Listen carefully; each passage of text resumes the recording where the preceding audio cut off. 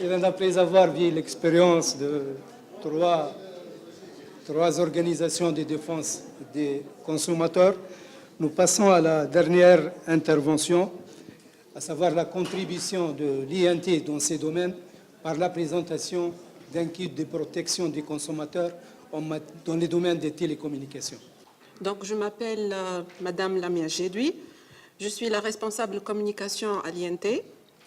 Et je sais que la tâche ne va pas être vraiment très facile, vu que je suis la dernière de cette journée. Et vous avez sans doute très faim, donc je vais essayer d'être brève. La présentation va se focaliser sur le guide, sur les bonnes pratiques de l'utilisation des moyens de communication électronique, l'élaboration du site web qui est dédié aux consommateurs et l'application de mesures de la qualité de service. Mais avant, je voudrais parler de l'objectif de l'INT et les justifications qui nous ont poussés à faire le site, l'application ainsi que le guide. Donc, l'INT est totalement consciente que la protection des droits du consommateur est un pilier de la régulation et elle veut être un régulateur au cœur et au service des aspirations des consommateurs. Donc, son but est de se rapprocher au plus près du consommateur en améliorant l'information dont il dispose afin qu'il puisse prendre des décisions plus rationnelles. Donc, si je peux me permettre d'utiliser les termes naïfs et ignorants pour le consommateur, parce que si on prend un exemple, comme vous avez sans doute dû le remarquer, on peut parler du phénomène des consommateurs qui crient à l'arnaque quand ils disent que l'opérateur X m'a volé, l'opérateur Y m'a arnaqué. Donc, surtout après la propagation de l'utilisation des technologies mobiles, beaucoup de consommateurs ne savent pas que quand leur forfait est épuisé, et s'ils laissent les applications fonctionner en arrière-plan, leur solde va automatiquement s'épuiser. Donc, s'ils ne savent pas ça, ils crient à l'arnaque et ils crient au vol. Donc, le consommateur est victime de manque d'informations. Il est incapable d'évaluer et de sélectionner de son propre billet les bons choix qui se présentent à lui. Par exemple, beaucoup de consommateurs ne font pas la différence entre une offre promotionnelle et une offre permanente. Donc, un consommateur averti et satisfait est un consommateur fidèle. C'est pour l'intérêt commun et c'est un objectif à long terme. Donc, l'INT a également réalisé, durant la période du 23 janvier au 15 février 2017, une enquête d'opinion sur le niveau de satisfaction des consommateurs.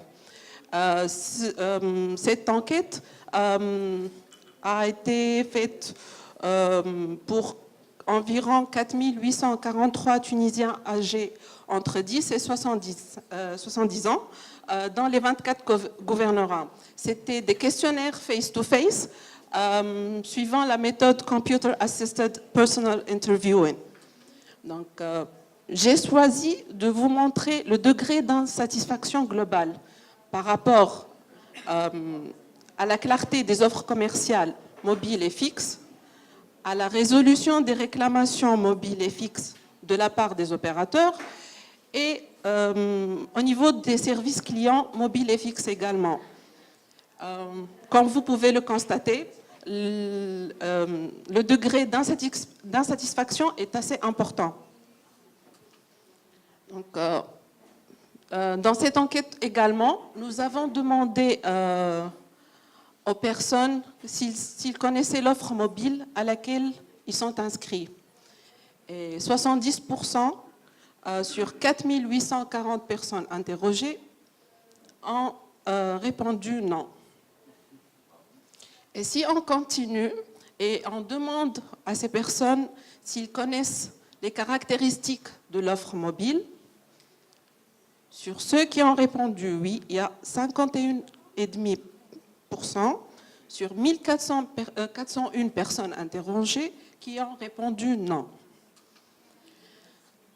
S'ils connaissaient ce que c'est qu'un SMS+, 97,3% de 4840 personnes interrogées ont répondu non.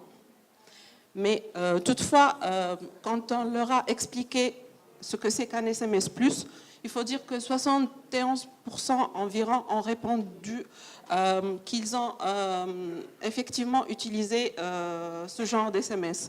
Mais ils ne savent pas ce que c'est, ils n'ont aucune idée sur la définition. Donc, ces données récupérées, ce sont juste quelques exemples. L'enquête sera publiée prochainement. Donc, ces données récupérées à l'issue de cette enquête montrent que le consommateur n'est pas toujours sur le même pied d'égalité avec l'opérateur ou le fournisseur de services. En termes d'information, bien sûr. Donc, le consommateur a le droit d'être informé.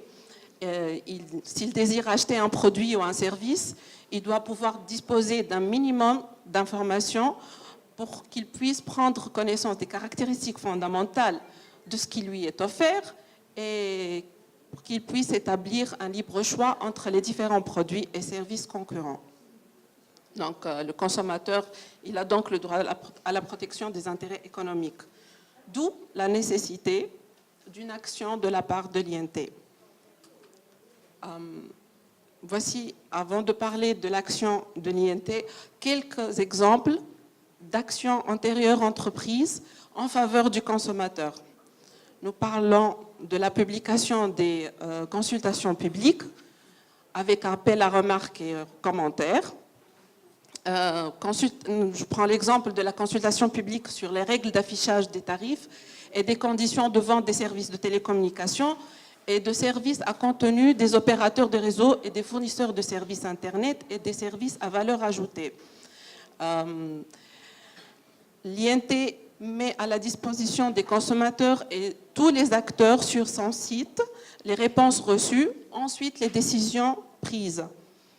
Il est vrai que la consultation publique a tendance à ralentir le processus de prise de décision, mais la mise en application de ces décisions est plus transparente, efficace en termes de rapprochement des points de vue et en évitant les conflits. Donc, l'INT a également interdit la tacite reconduction. Par sa décision en date du 30 mars 2016, l'opérateur ne peut pas procéder à une tacite reconduction sans le consentement du consommateur. Donc, maintenant, je vais présenter le guide. C'est un guide pratique sur les bonnes règles d'usage des moyens de communication électronique. Ce guide a pour but de donner les informations pratiques, simples, utiles aux consommateurs pour les aider à mieux connaître leurs droits et leurs obligations. Il n'est pas exhaustif. Nous avons essayé de le rendre le plus simple possible, tout en contenant des connaissances de base pour que tout consommateur puisse en bénéficier, chacun en fonction de ses préoccupations. Le guide contiendra 6 grandes rubriques. Téléphonie fixe, Internet fixe, téléphonie mobile, Internet mobile, une rubrique sur des généralités, des informations utiles générales, mais très intéressantes. Par exemple, en ce qui concerne la protection des données personnelles, des informations sur les antennes relais et des informations utiles telles que les numéros utiles ou comment déposer une plainte. Voici un petit aperçu du contenu. Des informations générales telles que définition de ce que c'est qu'une formule, de ce que c'est qu'une résiliation. Voici aussi quelques exemples du contenu des pages telles que la téléphonie fixe, la voix sur IP, Internet fixe en termes d'FSI, technologie, en termes d'éligibilité, portabilité, des informations importantes par exemple la différence entre la formule prépayée et la formule post-payée. Some eco-friendly conseils. Dans le saviez-vous, les conseils sur la protection des données personnelles. Et là, c'est le site web InfoConso. Voici la page d'accueil. Il est tout de même utile de rappeler qu'une conférence de presse sera organisée d'ici la fin du mois pour annoncer la mise en ligne du guide, du site web et de l'application. La mise en ligne sera en premier lieu en version française. La version arabe suivra ensuite. Et l'INT est également en train d'étudier la possibilité d'intégrer un espace dédié aux personnes en situation de handicap. Donc, la rubrique réclamation, qui est très attendue et très intéressante dans le site InfoConso. Ceci est la page d'authentification, la page d'enregistrement et la page de dépôt de réclamation. Avant de parler du suivi de ces réclamations, il faut tout de même rappeler le cadre juridique et le fameux article 67 qui parle du fait que les personnes qui peuvent avoir recours ou déposer leur requête auprès de l'INT doivent être ou bien les organismes ou les groupements de consommateurs légalement établis. Le consommateur ne peut pas déposer une plainte directement auprès de l'INT. Donc, les réclamations que nous recevrons dans ce site seront référées à l'opérateur concerné ou au fournisseur de services. Donc, l'issue des réclamations dépendra bien évidemment de ces opérateurs et de ces FSI.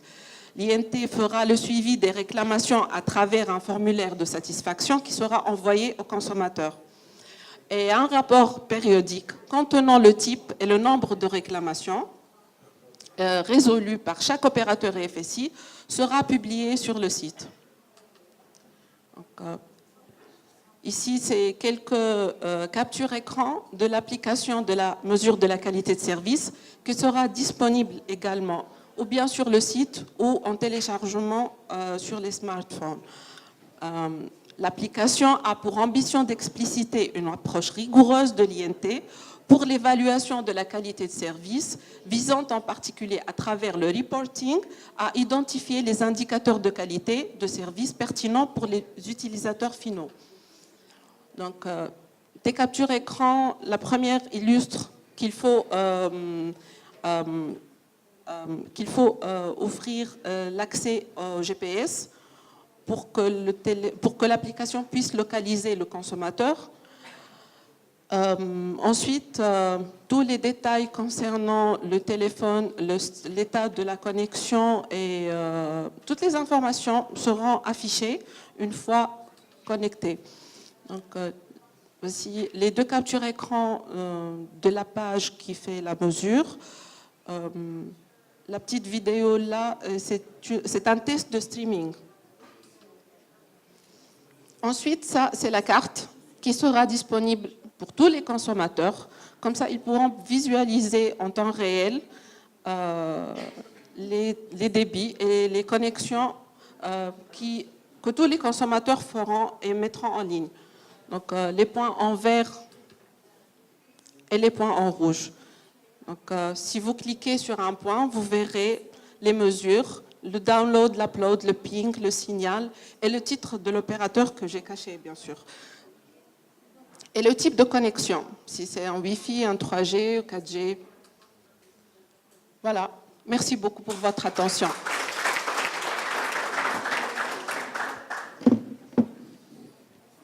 Merci, madame, pour votre exposé. Je crois que c'est un effort personnel de conception de ce guide qui a été initié par madame Lamia.